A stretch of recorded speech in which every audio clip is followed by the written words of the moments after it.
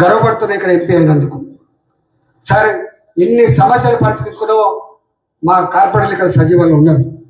నాకు బాగా నచ్చిన ఏంటంటే మా శ్రీవాణి సర్వనగర్ కార్పొరేటర్ ఉన్నారు కదా, ఉన్నారా?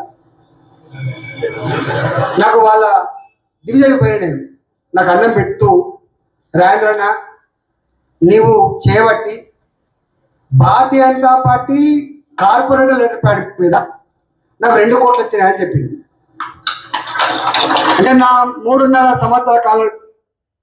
రాజేంద్రన్న చెప్పినట్టుగా గతంలో గెలిచినప్పటి నుంచి కూడా ప్రజా సమస్యల కోసం పోరాడి ప్రజా సమస్యలను పరిష్కరించడానికి శాంక్షన్స్ అని చెప్పి కమిషనర్ గారికి మేయర్ గారికి లెటర్లు ఇస్తే ఎక్కడ కార్పొరేటర్లకి పేరు వస్తుందో అని చెప్పి ఈ టీఆర్ఎస్ ఎమ్మెల్యేలు వీళ్ళందరూ దుష్ప్రచారం చేస్తూ వాళ్ళకేదో దుర్బుద్ధితోటి వాళ్ళతోనే పనులు అవుతాయి అని చెప్పి వాళ్ళ లెటర్ హెడ్ల మీద శాంక్షన్లు చేపించుకొని వాళ్ళు శంకుస్థాపనలు చేసి షో ఆఫ్ చేసిండ్రు.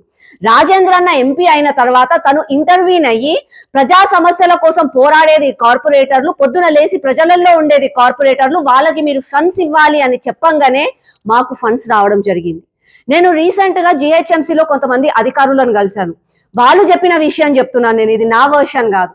వాళ్ళు అన్నారు, మీ ఎంపీ రాజేంద్ర గారు వచ్చి మాకు పర్సనల్ గా మొత్తం 150 మంది కార్పొరేటర్లు పొద్దున లేసి ప్రజా సమస్యలు తెలుసు, వాళ్ళకి ఎమ్మెల్యేల కంటే ఎక్కువగా పనిచేసేది వాళ్ళు స్థానికంగా, కాబట్టి వాళ్ళకి మీరు ఇంపార్టెన్స్ ఇవ్వాలి, వాళ్ళ లెటర్ హెడ్ల మీద శాంక్షన్స్ మీరు ఇవ్వాలి అని చెప్పిండ్రు అని చెప్పి నాకు చాలా సంతోషం వేసింది. రాజేంద్ర అన్న గారు హైదరాబాద్ ప్రజల కోసం, మా కార్పొరేటర్ల కోసం ఎంత ఆలోచిస్తున్నారు అని చెప్పి.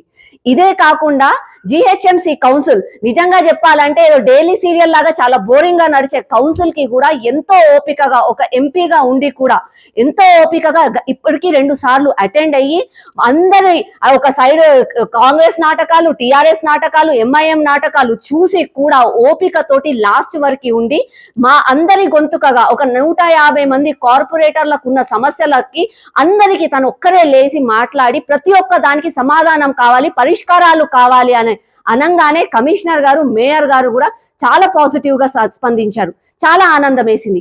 ఇదే కాక జలమండలికి మా బీజేపీ కార్పొరేటర్లు అందరినీ తీసుకొని జలమండలి సరిగ్గా పని చేయట్లేదు, వాళ్ళు సరిగ్గా నిర్వహించట్లేదు, మంచినీటి సౌకర్యాలు లేవు, సరిగ్గా మురుగునీరు ఎక్కడ పడితే అక్కడ పొంగుతుంది, నిజంగా కూడా మంచినీటి కనెక్షన్లు కూడా లేవు చాలా ఏరియాలల్లో అని చెప్పి చెప్పాలంటే రాజేంద్ర అన్న గారికి ఈ సమస్య అనవసరం, ఒక కార్పొరేటర్లుగా మేం పోతే చాలు, కనైనా మీతో పాటు నేనున్నాను అని చెప్పి రాజేంద్ర అన్న జలమండలికి వచ్చి అశోక్ రెడ్డి గారితో మాట్లాడి 2 గంటలు వాళ్ళు చెప్పిన సుత్తంతా ఇని ఓపికతోటి పరిష్కారం జరగాల్సిందే అని చెప్పి కార్పొరేటర్ల వెంబడి మీరు ఉండాల్సిందే అని చెప్పి వాళ్ళకి ఆ రోజు హెచ్చరించి రావడం జరిగింది. నిజంగా అన్న థ్యాంక్ యూ.